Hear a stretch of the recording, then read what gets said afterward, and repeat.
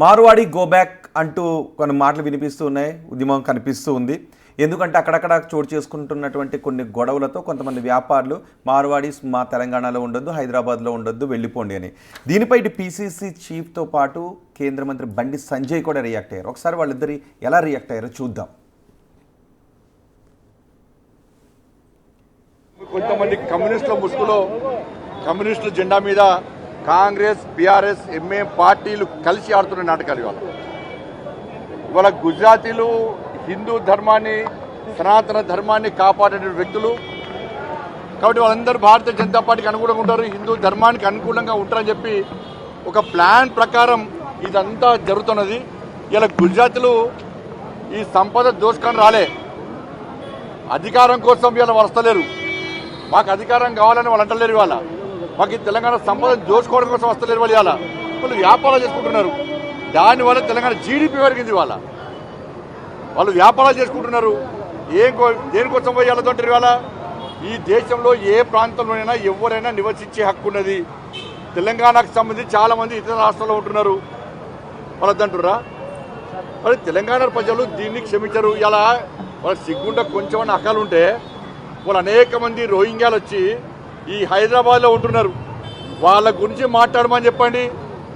వాని వల్ల ఇలా తెలంగాణ, ముఖ్యంగా హైదరాబాదు పాత బస్తీ అనేది, హైదరాబాద్ అనేది ఐఎస్ఐ అడ్డాగా మారింది. అనేక బాంబ్ బ్లాస్ట్ జరిగినాయి, అనేక నివేదికలు వస్తున్నాయి.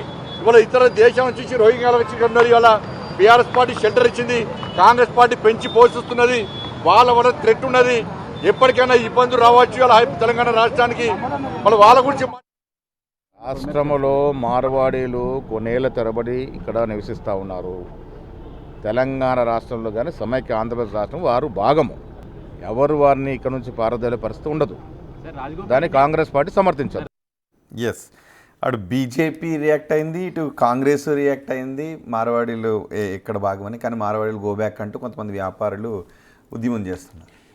బండి సంజయ్కి ఉన్న స్పెషలైజేషన్ అంటే దేన్నైనా మత కోణానికి ముడిపెట్టగలుగుతాడు. అందుకే దాన్ని మార్వాడి వర్సెస్ రోహింగ్యా, హిందూ వర్సెస్ ముస్లిం యాంగిల్ తెచ్చారు. సో సమస్య ఏంటి? ఎక్కడైనా సంజయ్ చెప్పి నిజం, భారతదేశ రాజ్యాంగంలో పౌరసత్వం రాష్ట్రాలకు ఉండదు, దేశానికే పౌరసత్వం ఉంటుంది. అందుకొరకు దేశంలో ఉన్న ఏ పౌరుడైనా ఫండమెంటల్ రైట్ ఏంటి?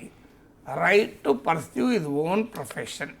అంటే ఎవరు ఎక్కడైనా ఉద్యోగం చేసుకోవచ్చు, వ్యాపారం చేసుకోవచ్చు, ఏమైనా చేయొచ్చు.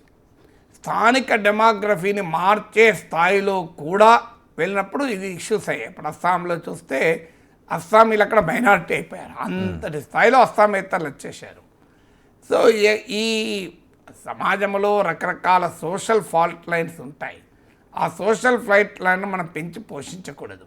ఇప్పుడు తెలంగాణ వారు ఇప్పుడు బెంగళూరులో తెలుగువారు లేరా? చెన్నైలో తెలుగువారు లేరా? ఢిల్లీలో లేరా? బాంబేలో లేరా? మీకు అమెరికాలో తెలుగువారు లేరా? తెలుగు వాళ్ళు ఇండియన్స్ గో బ్యాక్ అని అమెరికాలో ఉంటే 40 లక్షల మంది ఉన్నారు తెలుగు వాళ్ళు అమెరికాలో. ఇక్కడ మార్వాడీలు ఏదైనా ఆధిపత్య ధోరణి పాటించినా, వ్యాపారాలలో అక్రమాలు చేసినా, గుత్తాధిపత్యాన్ని ప్రదర్శించే ప్రయత్నం చేస్తే దాన్ని ఖచ్చితంగా వ్యతిరేకించాలి. ఇలా మార్వాడీల వల్లనే చిన్న వ్యాపారాలు దెబ్బతినలేదు. షాపింగ్ మాల్స్ వచ్చాక కూడా చిన్న వ్యాపారాలు దెబ్బతిన్నారు. పెద్ద పెద్ద మాల్స్ వచ్చాక మీకు చిన్న చిన్న చిన్న వ్యాపారాలు దెబ్బతింటున్నమాట నిజం. సో మార్వాడీల ధాటికి స్థానిక వ్యాపారులు దెబ్బతినొచ్చు, కాదని అంటలేను. దానికి స్థానిక చిన్న వ్యాపారులకు ఎలాంటి రక్షణ ఇవ్వాలి అనేది ఆలోచించాలి. ఇంకోటి, మార్వాడీలో అందరూ వ్యాపారులకు, మార్వాడీస్ అంటే రాజస్థాన్లో ఒక ప్రాంతం, ఆ ప్రాంతం నుంచి వాళ్ళందరూ మార్వాడీసే. మార్వాడీస్లో అందరూ వ్యాపారులే ఉండరు, చాలామంది తెలియదు. మార్వాడీస్లో కూడా మీకు బీసీలు ఉంటారు, ఎస్సీ ఎస్టీలు కూడా ఉంటారు. ఇప్పుడు నా యోగా మాస్టర్ ఉన్నాడు మార్వాడి, ఇప్పుడు ఆయన రాజస్థాన్లోనే ఉన్నాడు. ఆయన కుమ్మరి, BC, MBC, most backward caste. So ఆయన కుమ్మరి సామాజిక వర్గం.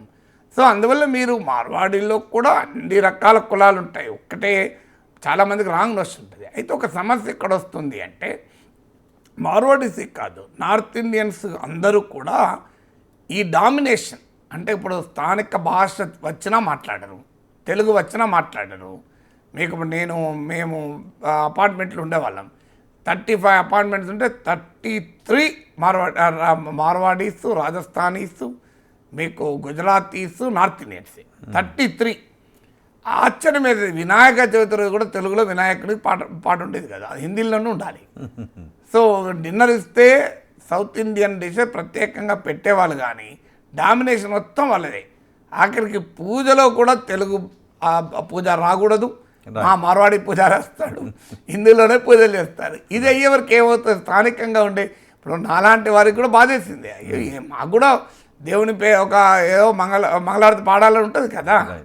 సో దానికి కూడా మీరు అవకాశం లేకుండా అంతా మొత్తం డామినేషన్. ఇప్పుడు మరోవైపు ఆల్రెడీ హిందీ డామినేషన్ ఉంది. ఇప్పుడు హిందీ డామినేషన్ రుద్దే ప్రయత్నం ఎవరు చేస్తారు, బీజేపీ చేస్తుంది కదా. మీరు హిందీ అనేది భారతీయ ఆత్మ అని. సో ఈ డామినేషన్, నార్త్ ఇండియన్ డామినేషన్ ఉంటుంది అంటే ఎవరు యాక్సెప్ట్ చేయరు. నువ్వు అది ఎట్టి పరిస్థితుల్లో ఎవరు అంగీకరించారు.